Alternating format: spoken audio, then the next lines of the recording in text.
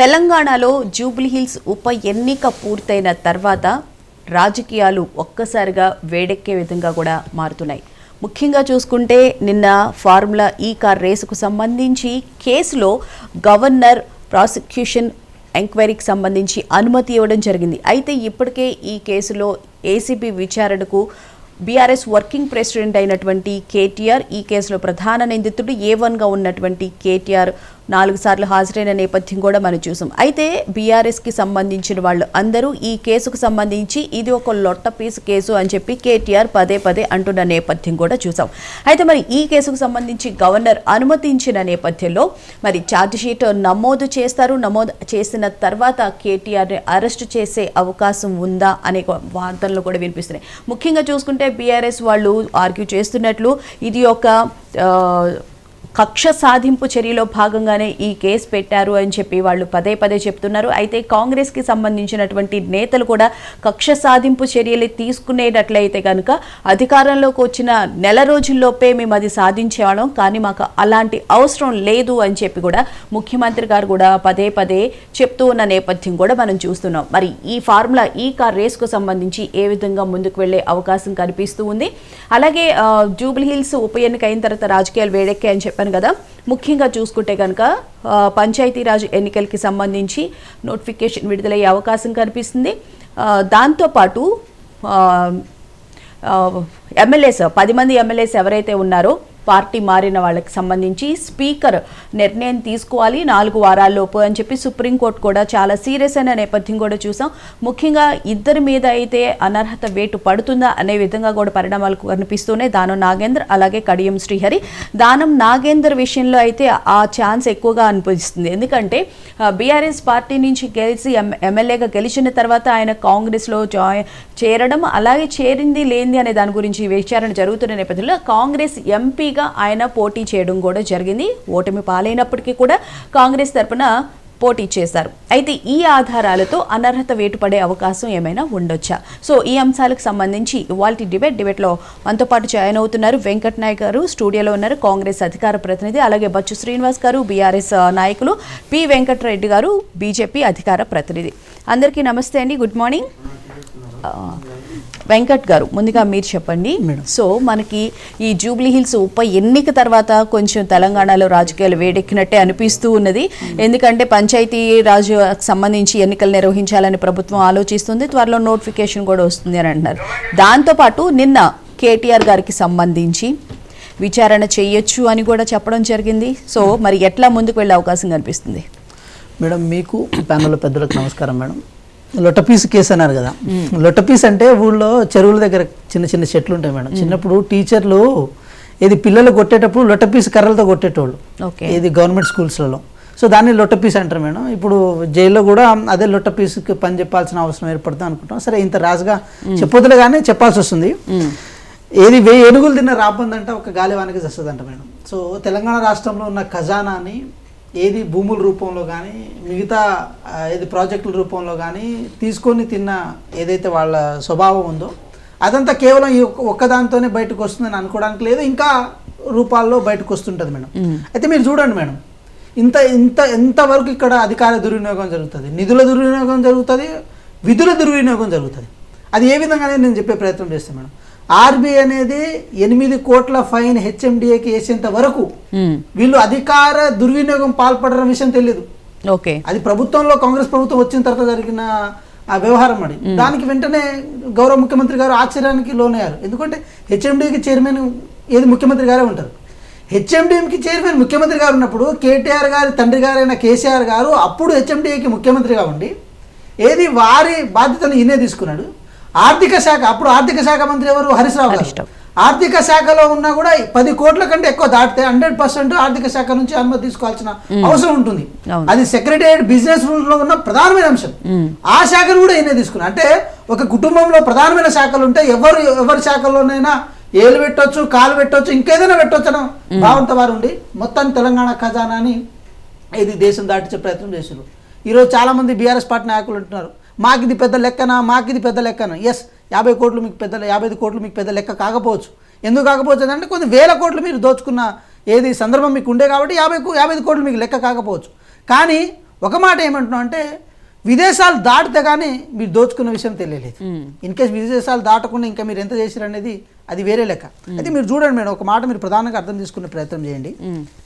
ఇక్కడ HMDA కమిషనర్ని manage చేసి, engineer ఎవరైతే బిఎల్ఎన్ రెడ్డి గారు ఉన్నారో వారిని మేనేజ్ చేసి మీరు దాటిచ్చేసి బయటకు పోయారు. ఎస్, హైదరాబాదు విశ్వనగరంగా మార్చడం కోసం, హైదరాబాద్ గ్లోబల్ సిటీగా ఏది ఉద్భవించడం కోసం ఎవరు కాంగ్రెస్ పార్టీ అప్పుడు అడ్డుగా లేదు, ఎవరు ప్రజా సంఘాలు కూడా అడ్డుగా లేరు. కానీ మేమేమంటున్నామంటే హైదరాబాద్లో ఏ కార్యక్రమం జరిగినా అంటే టూరిస్టుల కింద, లేకపోతే కన్సర్న్ డిపార్ట్మెంట్ వాళ్ళు ఫెసిలిటేటర్ కింద ఉండాలి.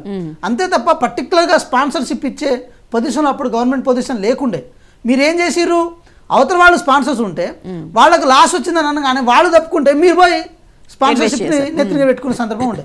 సరే, నెత్తిన పెట్టుకున్నారు, హైదరాబాద్ విశ్వనగరం మార్చ్ కోసం నెత్తిన పెట్టుకున్నారు. ఇదంతా ఒక లెక్క పత్రంతో చేసి ఉంటే బాగుంటుంది కదా.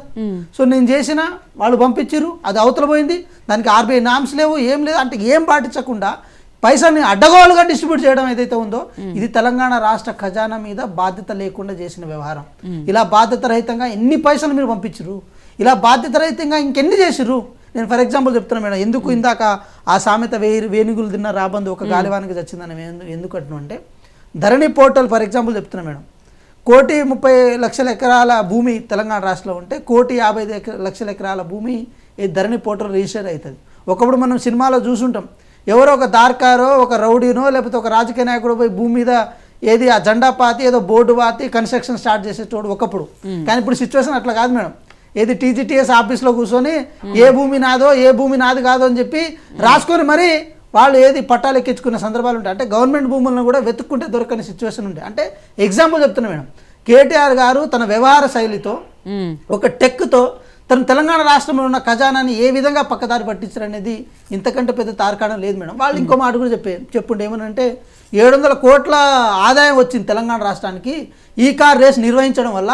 జాన్సన్ అండ్ జాన్సన్ అనేది ఏదో పత్రిక పేరు వాళ్ళు చెప్పారు, ఆ పత్రికలో మొత్తం క్లియర్ కట్ రిపోర్ట్ ఇచ్చారని చెప్పి, అంటే ఒక అంశాన్ని కప్పిపుచ్చడం కోసం ఇంకో అంశాన్ని ఏది ఫేక్గా దాన్ని క్రియేట్ చేసి మళ్ళీ తెలంగాణ ప్రజల్ని మాయ చేసి మబ్బు చేసే ప్రయత్నం చేశారు. అంటే ఎంత మీకు సోషల్ మీడియాలో ఏది ఆర్థికంగా మీరు ఉన్నారు కాబట్టి సోషల్ మీడియాలో ఎంత మీరు ప్రచారం చేసుకున్నా కూడా తెలంగాణ ప్రజలను మాయ చేసి తెలంగాణ ప్రజలను దోపిడీ చేసి తెలంగాణ ప్రజలను ఆగం చేయడం ఏదైతే ఉందో ఇంకా మీరు మానుకోవాలి. ఇంకా ఎన్ని రోజులని లొట్టపీస్ కేసు అని చెప్పి అంటే పైసలు దాటించడం నీ వంతే. అసలు లొట్టపీస్ అన్నప్పుడు చాలా మంది ఏంటా లొట్టపీస్ అని కూడా చూసారు. లొట్టపీస్ అంటే ఇదే మేడం ఇప్పుడు చెరువులు, ఇప్పుడు మేము మన ఊళ్ళ నుంచి వస్తాం కదా మేడం, చెరువుల్లో లొట్టపీసు పూలు ఉంటాయి, లొట్టపీసు కర్రలు ఉంటాయి, అది తుంగలు అంటారు దాన్ని, అది ఆటోమేటిక్గా పెరుగుతుంది మేడం. సో దాంతో లొట్టపీస్ అంటే ఎందుకు దానికి సంబంధాలు ఉంటాయంటే కొట్టడం కోసం ఉపయోగిస్తారు, మనం తడికెలు కట్టడం కోసం ఉపయోగిస్తారు. దాంతోపాటు ఏంటంటే కొంచెం వాటితో ఏది పశువులని ఏది తోలడం కోసమని, లేకపోతే చిన్నపిల్లని కొట్టేటోళ్ళు ఏది సార్లు కొట్టేటోళ్ళు లొట్టపీస్ కర్రతో కనుక కొడితే వాపు వచ్చేసేది మేడం. సో ఆ లొట్టపీస్కి ఇప్పుడు కేటీఆర్ గారికి పని చెప్పాల్సిన అవసరం ఏర్పడుతుంది అనుకుంటున్నాను, ఎందుకంటే అంత వ్యంగ్యంగా అంత హేయంగా మాట్లాడాల్సిన అవసరం లేదు. రైట్, మేము కూడా ఒక మాట మేము చెప్పే ప్రయత్నం చేస్తున్నాం భువన గారు. తెలంగాణ రాష్ట్రంలో మేము అధికారంలోకి వచ్చిన తర్వాత ఎక్కడ కానీ ఏ సందర్భంలో కానీ రాజకీయ కక్ష సాధింపు చేసే పనులు మేము ఎక్కడ చేయలే, మాకు అది అవసరం లేదు. రాజ్యాంగబద్ధంగా ప్రజాస్వామ్యం ద్వారా మాకు ఇచ్చిన అవకాశాన్ని ఏది లీగల్గానే ముందుకెళ్తాం. ఈరోజు గవర్నర్ గారి ఆదేశాల మేరకు ఇన్ని రోజులు మేము ఆగాల్సి వచ్చింది మేడం. గవర్నర్ గారి ఆదేశాలు లేకపోయి ఉంటే మాత్రం మేము రాజకీయంగా ఎప్పుడో కక్ష సాధింపు చేసేవాళ్ళం. కానీ గవర్నర్ గారి మీద గౌరవం ఉంది, రాజకీయంగా మేము గౌరవం ఉంది. అదేవిధంగా మీరు చూడండి డిఓపిటి ఏదైతే డిపార్ట్మెంట్ ఆఫ్ మన పర్సనల్ అండ్ ట్రైనింగ్ ఏదైతే ఉందో వాళ్ళ యొక్క పర్మిషన్ కూడా వస్తే అరవింద్ గారి మీద కూడా ఏదైనా చర్యలు తీసుకోవాల్సిన అవసరం ఉంటుంది. కాబట్టి రాజ్యాంగబద్ధ సంస్థల యొక్క అనుమతితో వారి యొక్క ఏది ప్రోద్బలంతోనే మేము 100% యాక్షన్ తీసుకోవాల్సిన అవసరం ఉంటుంది. ఎక్కడ రాజకీయ కక్షంపు లేవు. ఇన్ కేసు రాజకీయ కక్ష సాధింపు చేయాల్సిన కనుక మేము రావాల్సి వస్తే అధికారంలో వచ్చిన 5-10 రోజులకే చేసుకునేటోళ్ళం. కానీ మాకు అవసరం లేదు. కాంగ్రెస్ పార్టీ అది అంశం కాదు, కాంగ్రెస్ పార్టీ అట్లా చేయదు కూడా. కాబట్టి తెలంగాణ ప్రజలు కూడా అర్థం చేసుకోవాలని కోరుకుంటాం మేడం. రైట్, బచ్చు శ్రీనివాస్ గారు గుడ్ మార్నింగ్ సార్. నమస్తే. గుడ్ మార్నింగ్ అండి, వినిపిస్తుందా? యా, వినిపిస్తుంది సార్. శ్రీనివాస్ గారు ఏమంటారు? నిన్న కేటీఆర్ గారిని విచారించవచ్చు అని చెప్పి గవర్నర్ గారు పర్మిషన్ ఇవ్వడం జరిగింది. మరి ఛార్జ్ షీట్ కూడా ఈ ఫార్ములా ఈ కార్ రేసుకు సంబంధించి ఫైల్ చేస్తారని చెప్పని అంటున్నారు. ఏమంటారు సార్? విచారణకు వెళ్ళే అవకాశం ఉందంటారా? మొట్టమొదట మహా న్యూస్ వీక్షకులకు, మీకు అక్కడ ఉన్నటువంటి ఇద్దరు కూడా నమస్తే. ఈ ఈ ఫార్ములా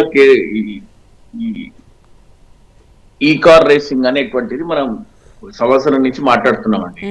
55 కోట్ల రూపాయలు ఆ రోజు ఏదైతే స్పాన్సరర్ వెనక్కి తగ్గిపోయిందో ప్రభుత్వమే అది కంటిన్యూ కావాలి అని చెప్పేసి మనం ఆయన యాజ్ ఎ మినిస్టర్ ఆఫ్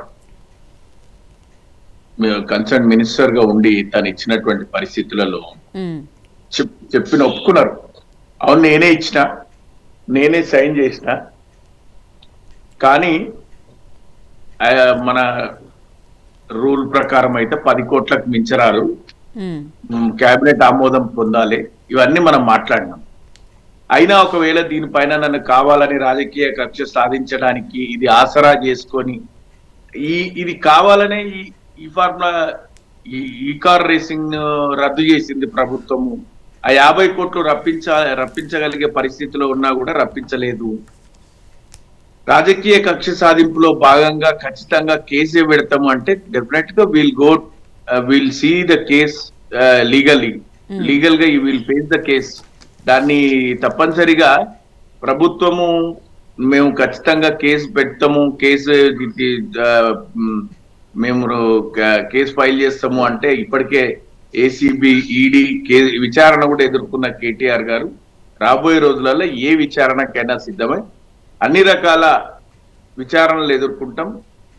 మేము చట్టాన్ని గౌరవిస్తాం, న్యాయాన్ని గౌరవిస్తాం, రాజ్యాంగాన్ని గౌరవిస్తాం. అయితే ఇప్పుడు ఏమంటే ఇన్ని రోజులు లేని పంచాయతీ ఎన్నికలు రాగానే గవర్నర్ గారు, ముఖ్యమంత్రి గారు ఇప్పుడు అనుమతి ఇచ్చి ఇప్పుడు విచారణ చేపట్టి ప్రజల దృష్టిని డైవర్ట్ చేసి పంచాయతీ ఎన్నికలు లబ్ధి పొందాలనేటువంటి ఆలోచన కాంగ్రెస్ పార్టీ ప్రభుత్వం చేస్తుంది. అయినా సరే దానికోసం బీఆర్ఎస్ పార్టీ సిద్ధంగా ఉంది, బీఆర్ఎస్ పార్టీ శ్రేణులు కూడా సిద్ధంగా ఉన్నారు. ఏ విచారణ చేసినా, ఏ విధమైనటువంటి చర్యలు తీసుకున్నా అంటే సహజంగా బదలాలేనా అనేటువంటిది ఒకటి ఉంటది కదా. మేము అప్పుడు రేవంత్ రెడ్డి గారి అరెస్టులు అవన్నీ జరిగినాయి కాబట్టి ఏదో ఒక కారణం చేత, ఏదో ఒక నెపం చేత అంటే అప్పుడు కక్ష సాధింపు కోసమే మరి రేవంత్ రెడ్డి గారిని కూడా అప్పుడు అరెస్ట్ చేశారా? మరి అట్లా కాదు, మేము వేసినాం కాబట్టి ఇప్పుడు వాళ్ళు కక్ష సాధింపు అంటారు. కానీ ఫస్ట్ చేసిన వాళ్ళు కక్ష సాధింపు కాదు కదండి. మొట్టమొదటి చేసిన వాళ్ళు నేరం రుజువైంది కాబట్టి చేసినాం. మేము అది చేసినందుకే ఇది చేస్తారు కాబట్టి కక్ష సాధింపు అంటారు. ఫస్ట్ వాళ్ళు చేసి మేము తర్వాత చేస్తే మేము కక్ష సాధింపు. ముందు మేము చేసినాం, మేము చేసినందుకు బదలా తీసుకుంటారు కాబట్టి అది కక్ష సాధింపు రాజకీయాలు. కాబట్టి ఆ దిశగా కాంగ్రెస్ ప్రభుత్వం అడుగులు వేస్తుంది.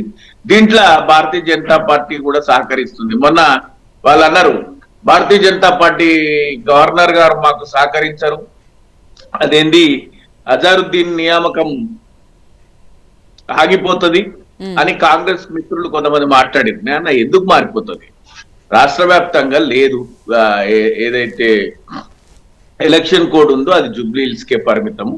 కేబినెట్ మినిస్ట్రీ అనేది రాష్ట్ర పరిధిలో ఉన్నటువంటి సందర్భం. ఇవన్నీ ప్రచారాలు, ఉట్టుట్టి ప్రచారాలు, మీరు మాకు సహకరిస్తలేరు, బీఆర్ఎస్ బీజేపీ ఒకటే అని మాట్లాడినటువంటి సందర్భం. ఇప్పుడు ఖచ్చితంగా బీఆర్ఎస్ ని సైడ్ ట్రాక్ చేయడానికి, బీఆర్ఎస్ ని అవుట్ ఆఫ్ ద సిస్టమ్ చేయడానికి, బీఆర్ఎస్ శ్రేణులను కన్ఫ్యూజ్ చేయడానికి అటు గవర్నర్ గారు కూడా కొంత సహకారం కాంగ్రెస్ పార్టీకి ఇస్తున్నారు. పెద్దన్న ఆధ్వర్యంలో మన చిన్నన్న చోటాబాయి పనిచేస్తున్నారు కాబట్టి ఈ బడాబాయి చోటాబాయి మిలాఖత్ తోని బీఆర్ఎస్ పార్టీని ఇబ్బందులకు గురి చేయాలి. కాంగ్రెస్ వాళ్ళు బీజేపీ అడ్డుకుంటుంది కేటీఆర్ గారిని అరెస్ట్ చేయకుండా అని చెప్పి మరి కాంగ్రెస్ వాళ్ళు కూడా వాళ్ళు అట్లా వాదిస్తూ ఉన్నారు. బీజేపీ ఎక్కడ అడ్డుకుంటుందండి? ఇప్పుడు గవర్నర్ ఎవరన్నా కాదన్నా is a representation of national government. National government అంటే బీజేపీ రిప్రజెంటేటివ్, అది ఓపెన్ సీక్రెట్. అట్లా బీజేపీ కాంగ్రెస్ కలిసి బీఆర్ఎస్ ని శాశ్వతంగా ఎట్టి పరిస్థితుల్లో కూడా ప్రజలలో చెడు చేయాలా, లేకపోతే ఎప్పుడు ఎన్నికలు వచ్చినప్పుడే ఇప్పుడు పంచాయతీ ఎన్నికలు రాగానే ఈ పంచాయతీ ఎందుకు తీయాలండి? పోనీ ఇంకా నెలకు తీసేది ఉండే, లేకపోతే ఇంకా 2 నెలల ముందు తీసేది ఉండే. మరి ఇది రాజకీయ కక్ష సాధింపు లేకపోతే ఏమంటారు? మరి ఆ సారు ముఖ్యమంత్రి సార్ది ఓటుకు నోటు కేసు ఉండనే ఉండే, దాని ముచ్చట లేదు ఏం లేదు, ఇంకా కోర్టులలో కేసులే కొట్టేస్తున్నారు. ఆయన రెడ్ హ్యాండెడ్ గా దొరికిండు కదా ముఖ్యమంత్రి గారు. వీళ్ళు ఏందో శుద్ధపూసల నీతులు మాట్లాడుతున్నారు. మొత్తం గవర్నమెంట్ వాడేసుకున్నారు, కోట్లు సంపాదించుకున్నారు, 50 కోట్లు తక్కువ అంటుండ్రు. ఎవరు తక్కువ అంటుండ్రు? ఆయన ఒప్పుకున్నాడు ఓపెన్ గా 4 గంటల ప్రెస్ మీట్ పెట్టి కేటీఆర్ గారు అవును నేనే దీనికి సంపూర్ణ బాధ్యత తీసుకుంటున్నా, నిజంగా గనుక కాంగ్రెస్ పార్టీ ప్రభుత్వం కక్ష సాధింపు భాగంలో నన్ను జైలు వేస్తే నేను జైలుకి వెళ్ళడానికి కూడా సిద్ధంగా ఉన్నాను ప్రెస్ మీట్లలో కూడా చెప్పాను. అట్లాంటి పరిస్థితులలో 50 కోట్లు నేను తినలేదు అనొచ్చు కదా. 50 కోట్లు తెప్పించగలిగే స్థాయిలో ఉన్న కాంగ్రెస్ ప్రభుత్వం కావాలని రికవరీ చేయకుండా దాన్ని అట్లా పెట్టి ఆ కార్ రేసింగ్ నే క్యాన్సిల్ చేసి ఈ బిఆర్ఎస్ మీద కక్ష సాధింపు కాకపోతే ఈ అవకాశాన్ని కక్ష సాధింపుకు అంటే 50 కోట్లు ఆ కంపెనీని అడిగి వెనక్కి తీసుకుంటే సరిపోయేదంటారా? కానీ స్పాన్సర్షిప్ కదా, అది గవర్నమెంట్ చేసింది కదా. అవును మేడం, రద్దు చేసినప్పుడు రికవర్ చేసుకోవచ్చు. సార్ మీ టైం తీసుకొని ఒక చిన్న క్వశ్చన్ అడుగుతా సార్. నేనేమంటా అంటే హెచ్ఎండిఏకి 8 కోట్ల అదనపు పన్ను వేసింది ఐటీ శాఖ. సార్ అది పనిష్మెంట్ సార్. అది హెచ్ఎండిఏకి ఐటీ శాఖ ఇచ్చింది పనిష్మెంట్. సో పనిష్మెంట్ ఇచ్చిందంటే దాని వెనకాల కారణం ఎవరున్న విషయాన్ని తీగలాగితే డొంక కదిలినట్టు అక్కడ ఎక్కడ తేలింది? కేటీఆర్ గారి ఆదేశాల మేరకు పోయిందని తేలింది. అంటే పన్నునేమో ప్రభుత్వం భరించాలి, కానీ నేను తప్పు చేయలేదని మాత్రం కేటీఆర్ గారు తప్పించుకోవాలి. మరి ఎక్కడనేమో మీరే చెప్పాలి. రైట్. శ్రీనివాస్ గారు, మీరు వెంకట్ గారు అడిగిన దానికి సమాధానం చెప్పే ముందు ఒకసారి వెంకటరెడ్డి గారితో కూడా మాట్లాడుతాం, దాని తర్వాత మీరు సమాధానం చెప్తారు కదా సార్. వెంకటరెడ్డి గారు గుడ్ మార్నింగ్ సార్. నమస్తే. కాదు మేడం, వెంకట్ ఒక మాట చెప్పండి. 8 కోట్లు హెచ్ఎండిఏ భారం పడింది, ఐటీ వాళ్ళు వేశారు అని చెప్పి దానికి సంబంధించి ప్రభుత్వమే ఆ డబ్బులు పే చేసింది అని చెప్పి అంటూ ఉన్నారు. మరి ఎవరు పే చేస్తారు? ప్రభుత్వం పే చేయకపోతే పెనాల్టీ సార్. అది తప్పు చేసినామని పెనాల్టీ వేసింది సార్ 8 కోట్లు ఐటీ. రైట్, అది తర్వాత మాట్లాడదాం. ఒకసారి వెంకటరెడ్డి గారు మీరు చెప్పండి, కేటీఆర్ అరెస్ట్ కాకుండా బీజేపీనే కాపాడుతుంది అని చెప్పి కాంగ్రెస్ కి సంబంధించిన నేతలు కానీ లేకపోతే సీఎం గారు కూడా గతంలో ఆరోపించిన నేపథ్యం కూడా మనం చూసాం. ఏంటి మరి బీజేపీ కాపాడుతుందా? నమస్కారం. ముందుగా మీకు అలాగే మహాన్యూస్ ప్రేక్షకులకి, శ్రీనివాస్ గారికి, నాయక్ గారు, వెంకట్ గారికి నమస్కారం. ఇప్పుడు బీజేపీ ఒకవేళ బీజేపీని కాపాడితే, భారతీయ జనతా పార్టీని కాపాడితే గవర్నర్ గారు ఆమోదం ఎందుకు ఇస్తారంటే దీనికి అరెస్ట్ చేయమని, ప్రాసిక్యూట్ చేయమని చెప్పేసి ఎందుకు ఇస్తారు? ఏదైనా కూడా రాజ్యాంగం ప్రకారం నడుచుకోవాల్సిందే కదా ఎవరైనా కూడా. సో అక్కడ కేసు అక్కడ ప్రాసిక్యూట్ చేయాలి, అక్కడ రిజిస్టర్ అయిపోయింది, ఎఫ్ఐఆర్ రిజిస్టర్ చేయాలి. తర్వాత దాంట్లో లోటుపాట్లు, ఫినాన్షియల్ డిస్క్రిపెన్సీస్ కానీ లేకపోతే అవకతవకలు జరిగినాయని చెప్పి నిర్ధారణకు వచ్చిన తర్వాత ఇవన్నీ కూడా జరుగుతూ ఉన్నాయి ఒకటి. అది భారతీయ జనతా పార్టీ మీద బ్లేమ్ చేయడానికి ప్రయత్నం చేస్తా ఉన్నారు. అది కరెక్ట్ కాదు. ఎందుకంటే అక్కడ 54.8 కోట్ల రూపాయలు ఏవైతే యూకేకి ట్రాన్స్ఫర్ అయినాయో పౌండ్స్ ఫారెన్ కరెన్సీ రూపంలో, వాటి మీద అది అక్కడికి వెళ్ళిందా, అక్కడ నుంచి ఇంకా వేరే వాళ్ళ అకౌంట్లలోకి ఏమైనా ట్రాన్స్ఫర్ అయ్యిందా, ఆ ట్రాన్స్ఫర్స్ ఎక్కడికి వెళ్ళింది ఏంటి అనేది కూడా తేలాల్సిన అవసరం ఉంటుంది. ఎందుకంటే దాని మీద ఎన్ఫోర్స్ డైరెక్టరేట్ కూడా విచారణ చేసే అవకాశాలు ఉంటాయి. రెండో పాయింట్ ఏంటంటే ఈ కాంటెక్స్ట్ చూస్తే ఎప్పుడు ట్రాన్స్ఫర్ చేశారు? ఇది ఎలక్షన్ కమిషన్ నోటిఫికేషన్ రిలీజ్ చేశారు, మోడల్ కోడ్ ఆఫ్ కండక్ట్ అమల్లో ఉంది.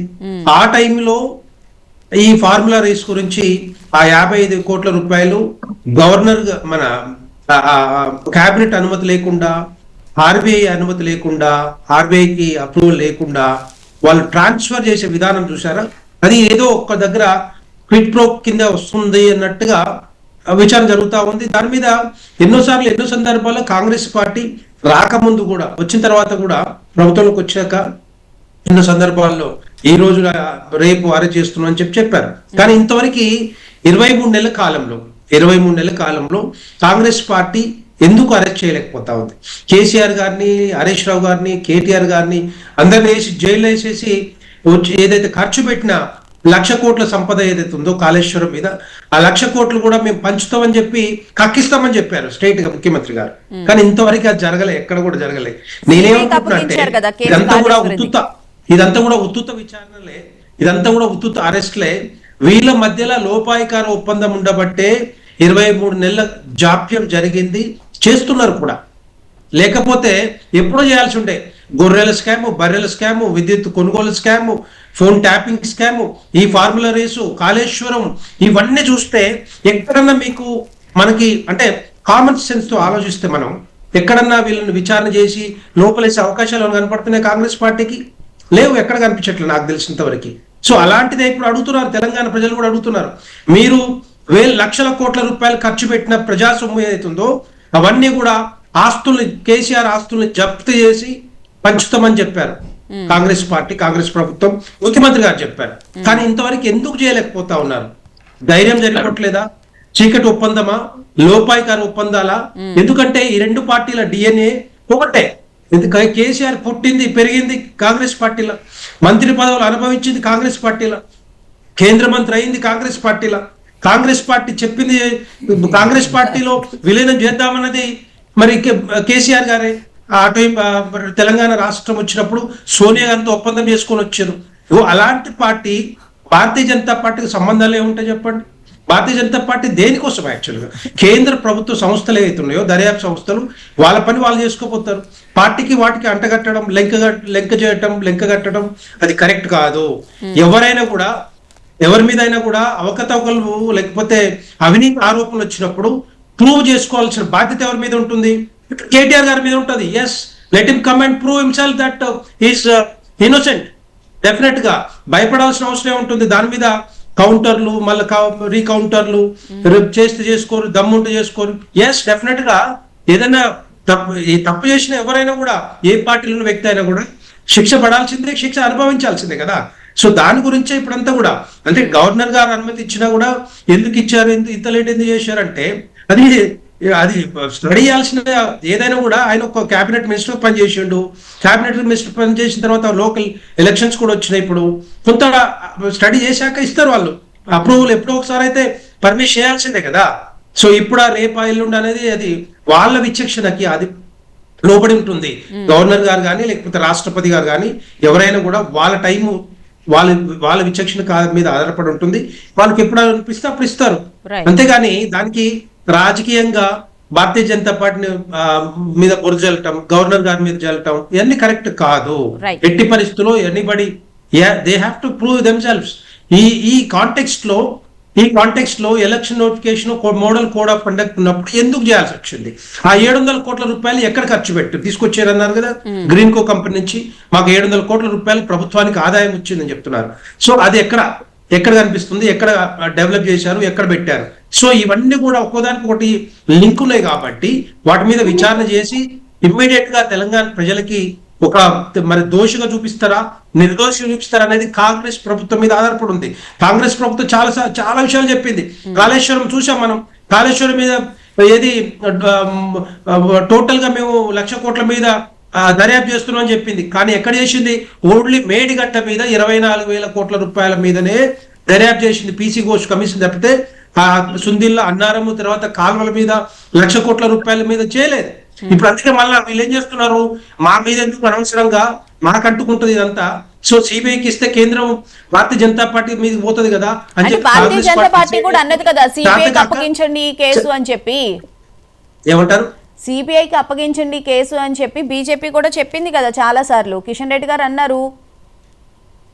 వీళ్ళు చేతగాక 23 నెలల కాలంలో వీళ్ళు మొత్తం చేయలేక, మొత్తం 1,00,000 కోట్ల మీద దర్యాప్తు చేయలేక, ఓన్లీ మేడిగడ్డ మీద చేసి, మేడిగడ్డ మీద 24,000 కోట్ల రూపాయలు మాత్రమే చేసి ఇప్పుడు చేతులు ఎత్తేసి వీళ్ళ చీకటి ఒప్పందంలో భాగంగానే వీళ్ళ లోపాయికారి ఒప్పందం బీఆర్ఎస్ పార్టీ కానీ కాంగ్రెస్ పార్టీ కానీ ఇప్పుడు భారతీయ జనతా పార్టీ మీద కేంద్ర ప్రభుత్వం సిబిఐ కేంద్ర ప్రభుత్వ సంస్థలకు ఇస్తా అని చెప్తుంది. మరి 23 నెలల కాలంలో మీరేం చేశారు? మరి ఎంతమందిని అరెస్ట్ చేశారు? ఎంత డబ్బులు? ఇప్పుడు దాని మీదనే నలుగురు ఆఫీసర్స్, ఇంజనీర్స్ 600 కోట్లు, ఒక్కొక్కరు 600 కోట్ల రూపాయలు సంపాదించి జేబులు వేసుకొని అదే కాళేశ్వర ప్రాజెక్టు మీద. మరి దీని కింద ఎంతమంది పెద్ద అధికారులు ఉన్నారు, ఎంతమంది రాజకీయ నాయకులు ఉన్నారు, మంత్రులు ఉండేను, అవన్నీ కూడా బయటకు రావాల్సిన అవసరం ఉండే. కానీ వీళ్ళు ఏం చేసారు? చేతులు ఎత్తేసి మాకెందుకు ఆ బురద అంటుతుంది, మాకెందుకు, సో మనం సిబిఐకి ఇస్తే అయిపోదు అని చెప్పేసి వాళ్ళు ఇవ్వడం జరిగింది. నేనేమంటున్నా, వాళ్ళకి నిజంగానే చిత్తశుద్ధి ఉంటే దీని మీద ఆ కన్సెంట్ ఇవ్వాలంటే మొత్తం టోటల్ కాళేశ్వరం మీద ఈ 1,00,000 కోట్లు ఎక్కడైతే ఖర్చు పెట్టారో, కాలువలు కానీ, మేడిగడ్డ, సుందిల్ల అన్నారం, మొత్తం దాని మీద మీరు కన్సర్న్ ఇవ్వమని చెప్పండి సిబిఐకి, వాళ్ళు డెఫినెట్ గా చేస్తారు. కానీ అది చేయకుండా మీరు ఓన్లీ దాని వరకే ఇచ్చి దాన్ని లిమిట్ చేస్తామంటే ఎట్లా నాకు అర్థం కాదు. ఆ తెలంగాణ ప్రజలు ఏ విధంగా మిమ్మల్ని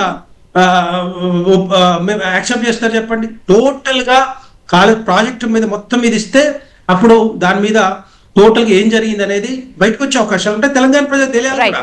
అదంతా కూడా తెలంగాణ ప్రజల సొమ్ము, మనం కడుతున్న డబ్బంతా కూడా 1,00,000 కోట్ల రూపాయలు మనం వాడుకుంటున్నామా, కాళేశ్వర ప్రాజెక్టు వాడుతున్నామా లేదా అనేది తెలంగాణ ప్రజలకు తెలవాల్సిన అవసరం ఉంది. అది కాంగ్రెస్ పార్టీ చిత్తశుద్ధి మీద, కాంగ్రెస్ పార్టీ మరి మీద ఆధారపడి ఉంటుంది తప్పితే ఇది తెలంగాణ ప్రజలకు తెలియాల్సిన అవసరం ఉంటుంది. రైట్. వెంకట్ గారు, శ్రీనివాస్ గారు అన్నట్టు ఎన్నికలు వచ్చిన నేపథ్యంలోనే ఈ కేసుకు సంబంధించి ముందుకు తీస్తున్నారు కక్ష సాధింపులో భాగంగానే. ఎందుకంటే ఇప్పుడు త్వరలో పంచాయతీరాజ్ ఎన్నికలు రాబోతున్నాయి. 3 దశల్లో నిర్వహించడానికి కూడా ఏర్పాట్లు అయితే జరుగుతున్నాయి. ఈ నేపథ్యంలోనే ఈ కేసును ఇప్పుడు బయటికి తీశారా? అనుకోకుండానే గవర్నర్ గారు పర్మిషన్ ఇచ్చారా? మీ దృష్టిలో అది లొట్టపీస్ కేసు అయినప్పుడు ఎన్నికలతో సంబంధం ఉంటుంది. మీరు ఎలక్షన్ కోడ్ ఉన్నప్పుడే పైసలు బయటకు పంపించారు కదా. సో టిట్ ఫర్ టాట్ ఉంటుంది, కుక్క కాటుకు చెప్పు దెబ్బ ఉంటుంది. అది ఏ రూపంలోనే ఉండొచ్చు, ఎప్పుడైనా ఉండొచ్చు. సో నేనేమంటున్నా అంటే ఇక్కడ జరిగిన వ్యవహారం చెప్తున్నా మేడం. ఎంతసేపటికి దీంట్లో మా తప్పు లేదని మేము ఎన్ని చెప్పుకున్నా కూడా తవ్వే కొద్ది ఇంకా వస్తూనే ఉన్నాయి కదా తప్పులు. దీంట్లోనే ఒక్క విషయంలోనే తప్పులు. 8 కోట్ల వరకు మనకు ఏర్పడ్డ పెనాల్టీ కానీ, వేరే వాళ్ళ శాఖలో మీరు దూరడం కానీ, దూరి దాన్ని ఏదో విధంగా దాన్ని ఇది చేయడం కానీ, ఎంజాయ్ చేయడం కానీ, ఇదేదైతే ఉందో చాలా రోజుల వరకు అది థ్రైవ్ కాదు. నేనేమన్నాను మేడం, ఏసీ ఇది ప్రివెన్షన్ ఆఫ్ కరప్షన్ యాక్ట్ ఏదైతే ఉందో దాంట్లో ప్రధానంగా మెన్షన్ చేసింది ఏంటంటే criminal breach of trust, criminal misappropriation, criminal conspiracy and criminal misuse. అంటే ఇవి ప్రధానంగా జరిగినాయి దాంట్లో.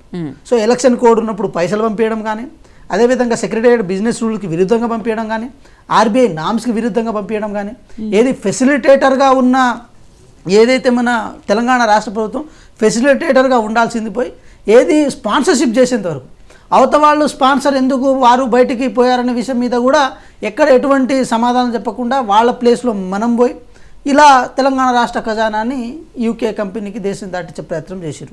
మీరు చూడండి, 55 కోట్లు ఏది వీళ్ళు పంపిస్తే ఏది బాండ్ల రూపంలో 44 కోట్లు వచ్చినాయి. ఇది క్లియర్ కట్ క్విడ్ ప్రోకో కదా మేడం. దీన్ని ఎట్లా అభివర్ణించాలంటే ఏది పైసల మార్పిడి ఉంటుంది కదా. ఇప్పుడు దుబాయ్ నుంచి లేకపోతే ఏది మన అమెరికా నుంచి మనం డాలర్లు కనుక పంపిస్తే రూపాయల్లో మనం చెల్లింపు చేస్తాం కదా. ఇట్లా క్విడ్ ప్రోకోకి పాల్పడ్డారు. ఏది వాళ్ళు ఇటు నుంచి అటు పైసలు పంపిస్తే అటు నుంచి ఇటు వచ్చినాయి. మనం శివాజీ సినిమాలో మీరు చూసుంటారు మేడం, వాళ్ళు ఏది బ్లాక్ మనీ అంతా విదేశాలు పంపిస్తే అక్కడ నుంచి వైట్ రూపంలో ఏది మన సంస్థలకు వస్తుంటాయి. ఏది మన మామూలుగా కొన్ని చారిటీస్ ఉంటాయి కదా, చారిటీస్కి ట్రస్ట్లకు అట్లా వస్తుంటాయి. సో ఇట్లా నడిపించినట్టు అయింది కదా. అంటే తెలంగాణ ఖజానాన్ని బయటికి పంపించి మళ్ళీ బాండ్ల రూపంలో మళ్ళీ తీసుకోవడం ఏదైతే ఉందో ఇది ఎంతవరకు కరెక్ట్? ఇప్పుడు వాళ్ళు చెప్పిన లాజిక్ ప్రకారం అనుకుందాం మేడం, ఏది మన ఏస్ నెక్స్ట్ జన్ దీంట్లో ఉండే ఏది దాంట్లో స్పాన్సర్షిప్లో ఉండే. సో గ్రీన్కో కంపెనీ ఉంది కదా, ఇది తప్పుకుంది అనుకుందాం. అంటే లాస్ వచ్చి తప్పుకున్న కంపెనీ అదే కంపెనీ మళ్ళీ బాండ్ల రూపంలో పైసలు ఇచ్చేంత పొజిషన్ ఉంటుందా? సో మేము దీన్ని భరించలేమని అనుకున్న కంపెనీ బాండ్ల రూపంలో మీకు 44 కోట్లు ఇచ్చే పొజిషన్ ఉంటుందా? సో దానికి మళ్ళీ వీళ్ళు ఏమంటారు, అదే కంపెనీ కాంగ్రెస్ కూడా ఇస్తుంది, బీజేపీ కూడా ఇస్తుంది. ఎస్, వాళ్ళు ఏది పెద్ద తలకాయను ప్రసన్నం చేసుకోవడం కోసం చిన్న తలకాయలు కూడా అక్కడక్కడ ఇట్లా ఇసురుకుంటూ పోతారు.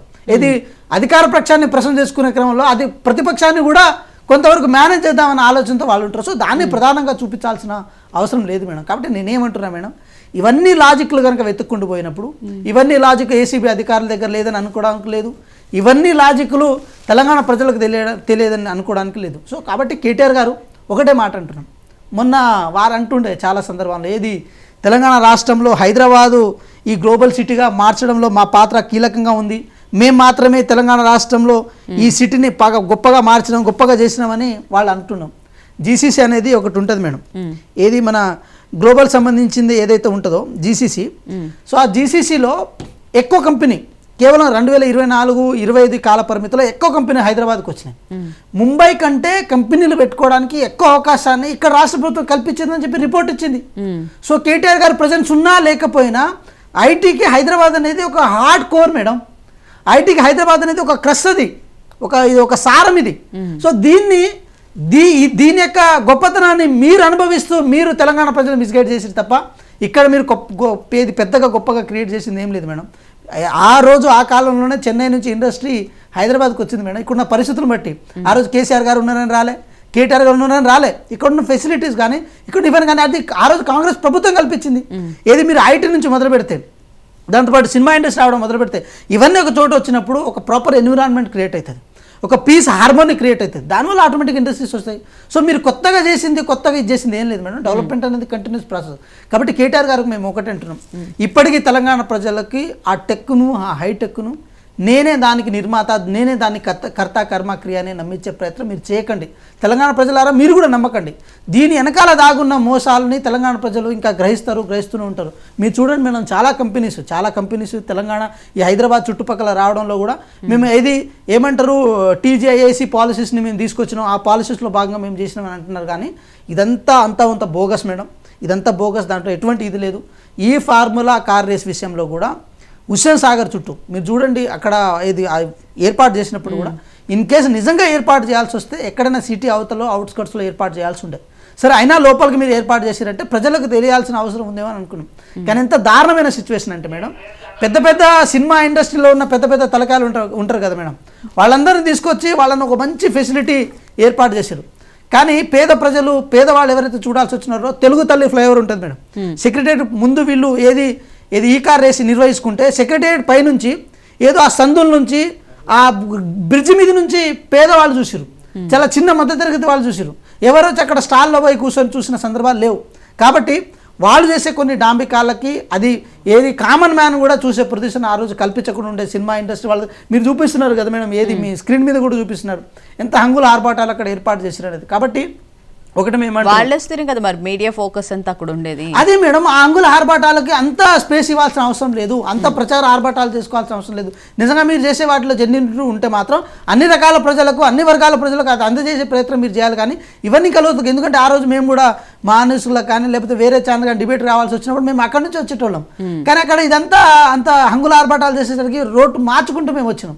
కాబట్టి ఏంటంటే కేవలం కేటీఆర్ గారు తన అపీరెన్స్ కోసం మాత్రమే ఈ కార్ ఫార్ములా రేస్ను వాడుకున్నారు, తెలంగాణ రాష్ట్ర ఖజానాను వాడుకున్నారు, తెలంగాణ రాష్ట్ర ఖజానాలో ఉన్న విధులను కానీ నిధులను కానీ దుర్వినియోగం చేసుకున్నారు, ఐఏఎస్ని తన అనుకూలంగా మార్చుకున్నారు, ముఖ్యమంత్రి గారు విధుల్లో ఏలు పెట్టారు, ఆర్థిక శాఖ విధుల్లో ఏలు పెట్టారు, సెక్రటరీ బిజినెస్ రూల్స్కి విరుద్ధంగా పోయారు, RBI నామ్స్కి విరుద్ధంగా పోయారు, అదేవిధంగా ఎలక్షన్ కోడ్ ఆఫ్ కండక్ట్కు విరుద్ధంగా పోయారు. ఇదంతా తన పైత్యాన్ని ప్రదర్శించడం కోసం ప్రజాస్వామ్యబద్ధంగా రాజ్యాంగబద్ధమైన వ్యవస్థలని తనకు అనుకూలంగా మిస్యూజ్ చేసుకున్నారు. కాబట్టి ఈరోజు కాన్సిక్వెన్సెస్ ఫేస్ చేశారు. ఒకటే మాట అంటున్నా మేడం, ఈరోజు వెంకటరెడ్డి గారు ఏమని చెప్తుండే అంటే గవర్నర్ గారు పర్మిషన్ ఇచ్చారు కదా, ఇప్పుడు తోలండి 3 నెలలు ఎందుకు టైం తీసుకున్నారు? సో గవర్నర్ గారికి కూడా లీగల్ టీం ఉంటుంది కదా సార్. గవర్నర్ గారికి మీకు బీజేపీ కూడా ఇప్పుడు గవర్నర్ గారికి లేఖ రాసింది, దీంట్లో తప్పులు ఉన్నాయని చెప్పి ఈడీ కూడా లేఖ రాసింది. సో మేమేమంటారు అంటే మా మాట మీరు త్వరితగతిన వినకపోయినా ఈడీ మాట అయినా వినాల్సి వస్తుంది. ఇక కాళేశ్వరం విషయానికి వచ్చినప్పుడు మీ చేతిలో పెట్టిన కేసు ఏదైతే ఉందో ఏమంటారు, మాకు కొంతవరకే పరిమితం ఇచ్చారు, కొంతవరకే పరిమితి, ఇంకా ఈజీ అవుతుంది కదా, ఉన్నదాన్ని బయట పెట్టండి, తప్పే ఉంది. నేషనల్ డ్యామ్ సేఫ్టీ అథారిటీ ఇచ్చిన ప్రతి report national dam safety authority central body madam, అది సెంట్రల్ కాన్స్టిట్యూషన్. పంచాయతీరాజ్ ఎన్నికలకు సంబంధించి ఎలా ముందుకు వెళ్ళాలనుకుంటున్నారు, వ్యూహం ఏంటి మేడం? ఒకటే పంచాయతీరాజ్ లోకల్ బాడీ ఎలక్షన్ విషయానికి వచ్చినప్పుడు మేడం 100% 3,000 కోట్ల ఏదైతే బడ్జెట్ ఉందో ఆర్థిక శాఖ నుంచి రావాల్సిన బడ్జెట్ ఏదైతే ఉందో ఆర్థిక సంఘం నుంచి, సో అది ఆగిపోయే ఛాన్సెస్ ఉన్నాయి. కాబట్టి త్వరితగతిన పంచాయతీరాజ్ ఎలక్షన్ పెట్టాల్సిన అవసరం ఉంది. అది కూడా 42% రిజర్వేషన్ ఏదైతే పార్టీ పరంగా మేము ఇద్దామనుకున్నామో అది 100% ఇచ్చి తీరుతాం మేడం. కోర్టులు కనుక మాకు కోఆపరేట్ చేసి గవర్నర్ గారి దగ్గర ఉన్న బిల్లు కనుక ఓకే అయిపోయి, రాష్ట్రపతి గారి దగ్గర ఉన్న బిల్లు కనుక ఓకే అయిపోయి ఉంటే ఈ పార్టీకి ఇబ్బంది అయ్యేది కాదేమో. సో బీజేపీ ఆ రూపంలో తప్పించుకున్నది, కోర్టులేమో బీసీలకు రావాల్సిన అవకాశాలను దెబ్బకొట్టే ప్రయత్నం చేస్తుంది. కాబట్టి పార్టీగా ప్రభుత్వంగా మేము ఎంతవరకు కొట్లాడినో అంతవరకు కొట్లాడగలిగినాం మేడం.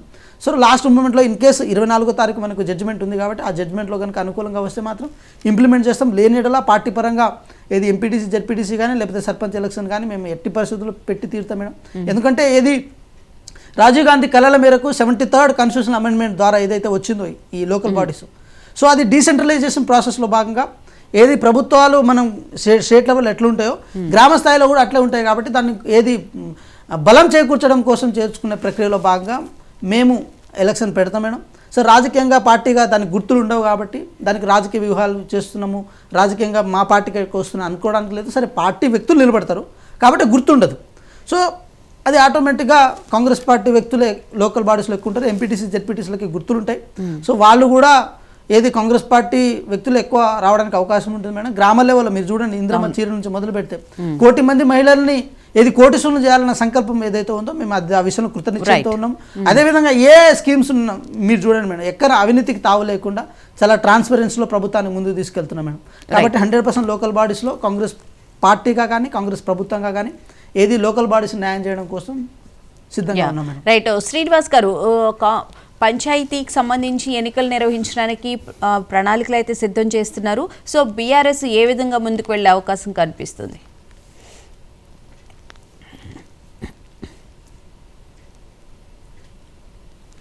సార్ మీ వాయిస్ మ్యూట్లో ఉందేమో, ఒకసారి చెక్ చేయరా, వినిపించట్లేదు.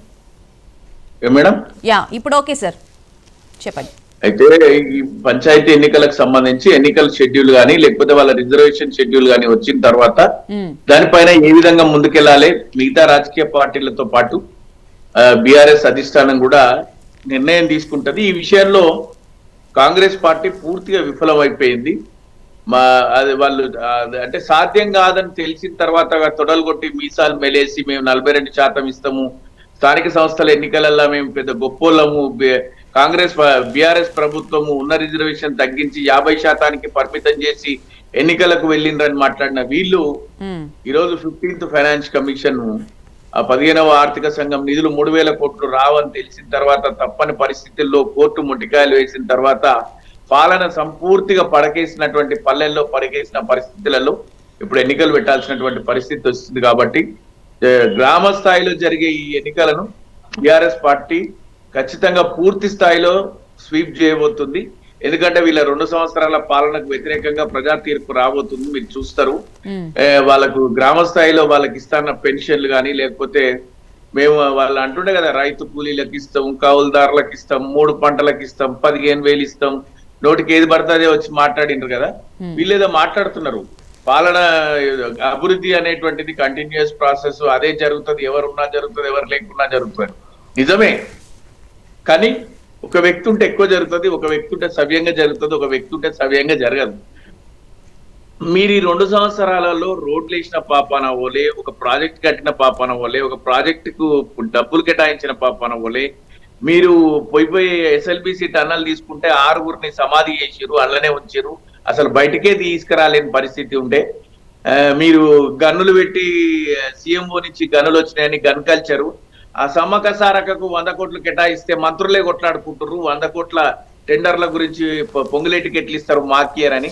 ఈ సమన్వయం లేని మీరు ఈ కార్ రేసింగ్ లా కేసీఆర్ కు పేరు వస్తుంది, కేసీఆర్ కోసం చేసుకుంటూ కేటీఆర్ కోసం చేసుకుంటూ, కేటీఆర్ కి ఏమొస్తుంది 15,000 కోట్ల రూపాయల ఈ ఈవీ వెహికల్స్ కి సంబంధించింది. మేము ఈ ఈవీ ఎలక్ట్రిక్ వీక్ ఒకటి వారోత్సవం చేస్తే ఈ రాష్ట్రానికి 15,000 కోట్ల పెట్టుబడులు వచ్చినాయని చెప్పి ఫుల్ డీటెయిల్స్ కూడా మేము పబ్లిష్ చేసినాము, గతంలో ఇచ్చినాము.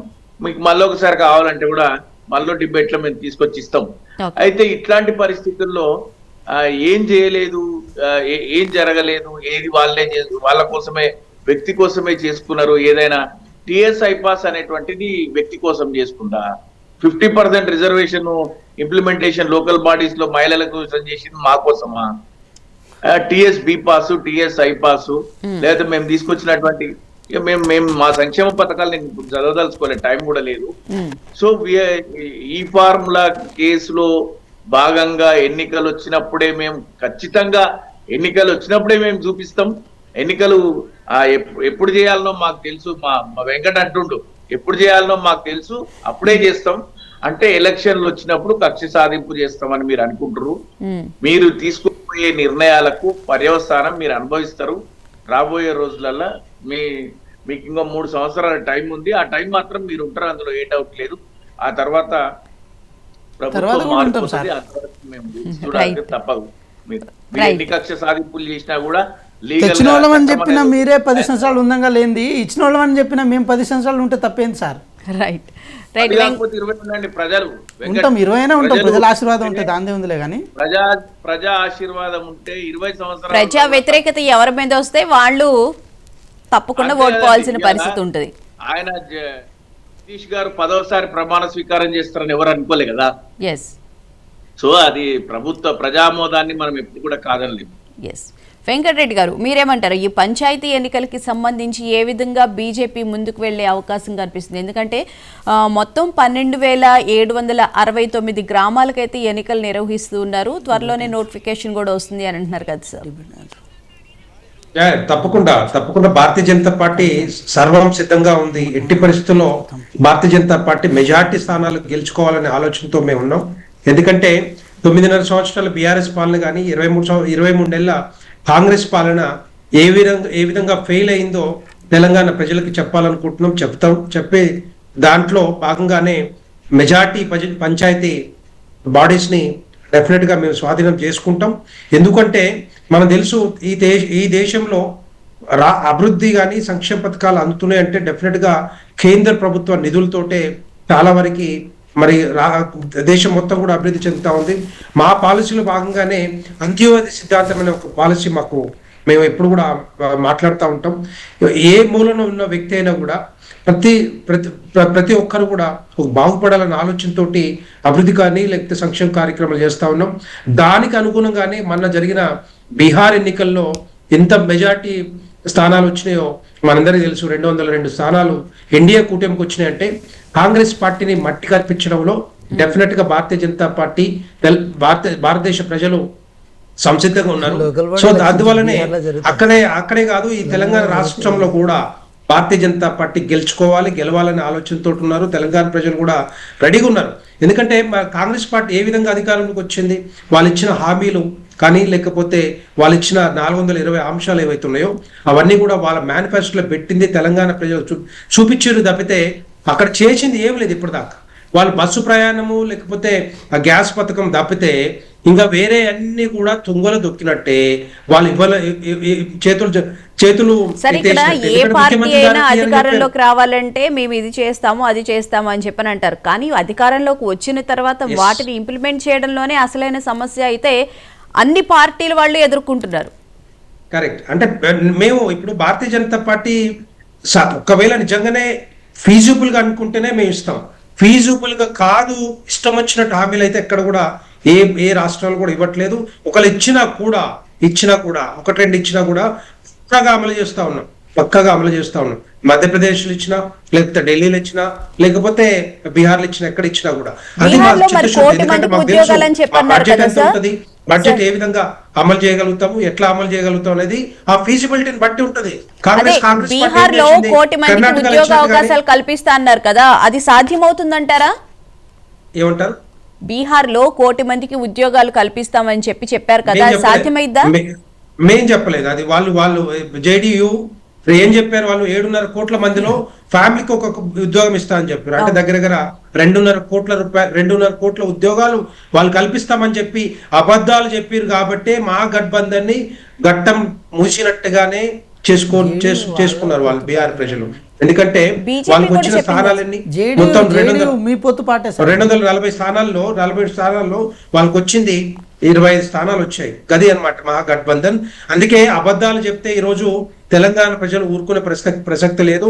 ఒకప్పుడు నిజంగానే చెప్పి వచ్చిరేమో, కానీ తెలిసింది కదా ఇప్పుడు బీఆర్ఎస్ పార్టీ ఏం చేసింది, కాంగ్రెస్ పార్టీ ఏం చేస్తుంది, ఏ హామీలు ఇచ్చింది, ఎంతమందికి మరి ఉద్యోగాలు ఇచ్చింది, లేకపోతే పెన్షన్లు ఇచ్చింది. ప్రతి ఒక్కరు కూడా గోసపడతా ఉన్నారు.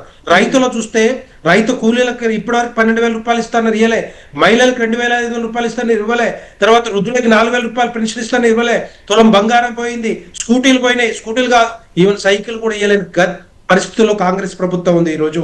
అందుకని నేను ఏమంటున్నా అంటే దీంతో పాటుగా ఇంకా చాలా విషయాలు కూడా చెప్పాలంటే అన్నిట్లో ఫెయిల్యూరే. ఏదో రుచి చూపించడం, ఏదో రుచి చూపించి వదిలేయడం తప్పితే పూర్తిగా దాన్ని పూర్తిగా అమలు చేద్దామన్న ఆలోచన బాధ్యత కాంగ్రెస్ ప్రభుత్వానికి లేదు ఈ రోజు ఈ తెలంగాణ రాష్ట్రంలో.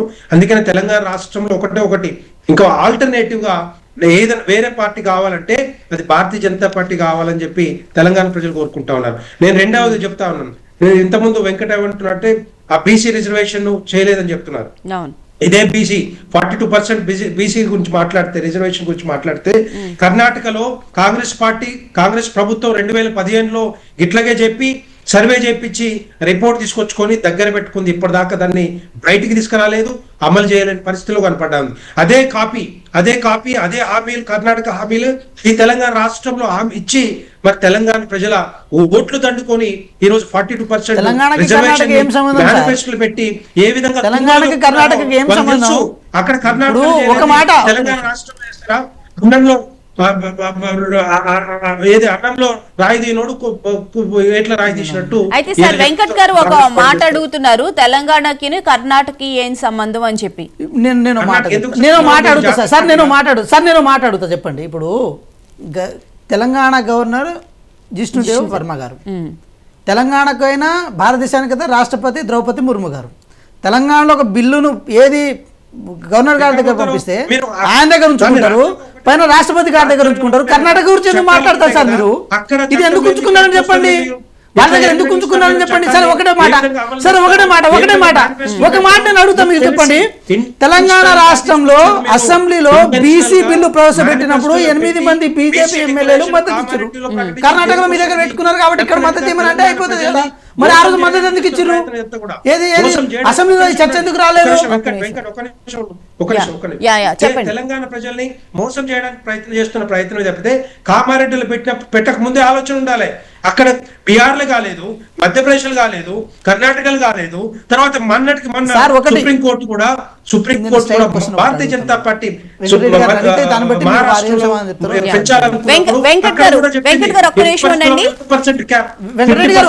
ఒక్క మాట వెంకటరెడ్డి గారు, ఒక్క మాట నేను అడుగుతాను మీకు స్ట్రైట్ గా. రాజ్యాంగబద్ధంగా శాసనసభలో 8 మంది బీజేపీ ఎమ్మెల్యేలు బీసీ బిల్లుకు మద్దతు ఇచ్చారు. వాళ్ళు మద్దతు ఇచ్చిన తర్వాతే పూర్తి మెజార్టీతో బీఆర్ఎస్ కూడా ఇచ్చింది, బీఆర్ఎస్ ఇచ్చింది, బీజేపీ ఇచ్చింది, కాంగ్రెస్ ఎమ్మెల్యేలు ఎంఐఎం అందరూ ఇస్తే ఆ మద్దతుతో ఏది బిల్లు అయిపోయింది. మరి ఆ రోజు ఇవన్నీ డిస్కషన్ అసెంబ్లీలో ఎందుకు చేయలేదు? మరి బీజేపీ పార్టీ ఎమ్మెల్యేలు చేయాల్సి ఉండే కదా. సమాధానం చెప్తాను, ఒక్క నిమిషం సమాధానం చెప్తా. నేను ఒక పాయింట్ చెప్తాను. వీళ్ళు ఏమన్నారు, అఖిలపక్ష సమావేశాన్ని తీసుకుపోతున్నారు కేంద్రం దగ్గరికి. జరిగిందా? వాళ్ళు ఒక్కరే పోయారు, కాంగ్రెస్ పార్టీ ఒక్కరే పోయి అక్కడ జంతర్ మంతర్ ధర్నా చేస్తే రాజ్యాంగంలో సవరణ జరుగుద్దా? పార్లమెంటులో చర్చకు వస్తుందా? పోనీ. రెండవది, అదే ధర్నాకి రాహుల్ గాంధీ ఏదైతే బీసీ డిక్లరేషన్ ప్రకటించిండో కామారెడ్డిలో ఎందుకు రాలేదు ధర్నాకి? సోనియా గాంధీ గాని ప్రియాంక గాంధీ గారు కానీ ఎందుకు రాలేదు? వాళ్ళు ఎందుకు రాలేదు? రాహుల్ గాంధీ గారు వస్తే చేస్తారా బిల్లు ఓకే అవుతుందా? రాహుల్ గాంధీ గారు వస్తే మాత్రం బిల్లు ఓకే అవుతుందా? ఒక్క నిమిషం సమాధానం చెప్తున్నా నేను దానికి. అది రాలేదు. రెండవది ఏంది, దాని తర్వాత మళ్ళీ పట్టించుకున్న ఆలోచన లేదు, పాపన పోలేదు. రెండో పాయింట్ ఏంటంటే, ఈ రిపోర్ట్ ఏదైతే తీసుకొచ్చారో ఆ రిపోర్ట్ లో బీసీలకు నిజంగానే 42% ఇస్తున్నారా, 32% ఇస్తా ఉన్నారా? 42%లో 10% ముస్లింలు కలుపుతున్నారా, కలపట్లేదా? ఆ రిపోర్ట్ తీసుకొచ్చారు కదా, ఆ రిపోర్ట్ ఇప్పటి వరకు పబ్లిక్ డొమైన్ లో ఎందుకు పెట్టలేదు? ఎందుకు తెలియవద్దు? జనాల తెలంగాణ ప్రజలకు కూడా తెలియాల్సిన అవసరం ఉంది. మీరు పబ్లిక్ డొమైన్ లో పెట్టారు, తెలంగాణ ప్రజలు పెట్టితే 10% వెంకటరెడ్డి గారు ప్లీజ్ ఒక్క మాట ఈడబ్ల్యూఎస్ లో ముస్లింలకు 10% రిజర్వేషన్ ఎందుకు ఇచ్చారు మీరు? ఒక్క నిమిషం. ఈడబ్ల్యూఎస్ లో ముస్లింలకు 10% రిజర్వేషన్ ఎందుకు ఇచ్చారు మీరు? దానికి కూడా సమాధానం చెప్తా. నేను ఒక ముస్లింలకి బీసీబీలో రిజర్వేషన్ ఉంది, దూదేకులో కానీ, ఫకీర్ కానీ, మిగతా వాళ్ళకి కానీ. తర్వాత రాజశేఖర రెడ్డి గారు వచ్చినప్పుడు బీసీఈలో 5% అనుకుంటే అది 4% ఇప్పటికి కూడా ఇస్తా ఉన్నారు, 4% అమలు చేస్తా ఉన్నారు. మళ్ళీ ఇప్పుడు తీసుకొచ్చి 42%లా 10% ముస్లింలకు ఇస్తుంటే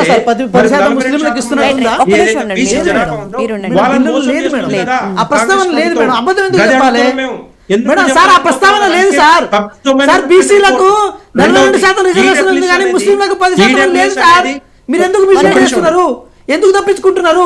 తప్పించుకుంటే ఎందుకు పాపం వాళ్ళ పేరుతో తప్పించుకుంటారు? ఎన్ని రోజులని ముస్లింలు మీరు ఏడుస్తారు సార్? వాళ్ళు లేదు సార్ దాంట్లో. వెంకటరెడ్డి గారు 10% లేదు దాంట్లో. మీరు సార్ బిల్లు చదవండి, పెద్దవారు. మీరు కూడా తప్పులు మాట్లాడతారు. తెలంగాణ ప్రజలు మిస్లీడ్ చేస్తారు.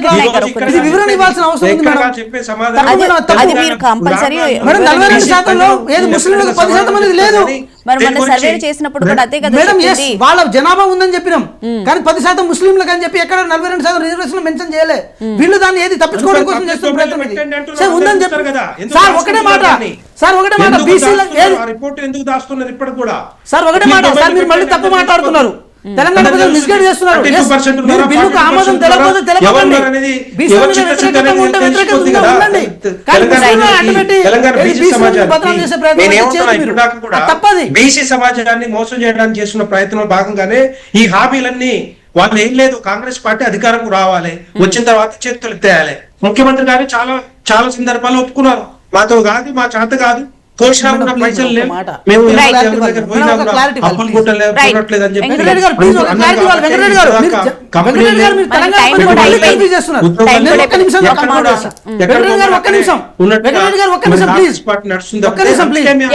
భారతీయ జనతా పార్టీ రాష్ట్రపతి గారు బీసీలకు 42% రిజర్వేషన్ లో 10% ముస్లింలకు ఇస్తున్నారు. అందుచేత ఈ రోజు ఈ బిల్లును మేము ఆమోదం తెలిపి చెప్పండి గవర్నర్ గారు చెప్పండి 10% అనే అంశమే లేదు దీంట్లో. మీరు ఎందుకు దాన్ని మిస్గైడ్ చేస్తారు? ఇప్పుడు ఇంకో మాట చెప్తున్నా, ఏది కర్ణాటకలో ఆంధ్రప్రదేశ్ లో 4% ముస్లింలకు రిజర్వేషన్ ఉంది. వీళ్ళు చేసే ప్రయత్నాలు ఎట్లున్నాయంటే కాళేశ్వరం మీద ఒక నిమిషం ఉండండి, మళ్ళీ కాళేశ్వరం దగ్గర ఎందుకు పోతుంది సార్? క్లారిటీగా చెప్పండి. దర్యాప్తు రిపోర్ట్ వచ్చిన తర్వాత మా చేతులు ఎత్తేసినాం, మేము తీసుకోలేము, వీళ్ళ మీద యాక్షన్ తీసుకోలేము బీఆర్ఎస్ పార్టీ లీడర్ల మీద, అందుకే సిబిఐకి అప్పగిస్తున్నట్టుగా ఏదైతే చెప్పారో అదే 42% రిజర్వేషన్ కూడా వీళ్ళ చేతగాక చెయ్యలేక ఈ రోజు థ్యాంక్ యూ సో మచ్ అండి. Thank you so much debate లో పాల్గొనేందుకు వెంకటరెడ్డి గారు, బచ్చు శ్రీనివాస్ గారు, వెంకట్ నాయక్ గారు డిబేట్ కు వచ్చినందుకు thank you so much. So ఇది వాళ్ళ మహా డిబేట్ చూస్తూనే ఉండండి మహా న్యూస్.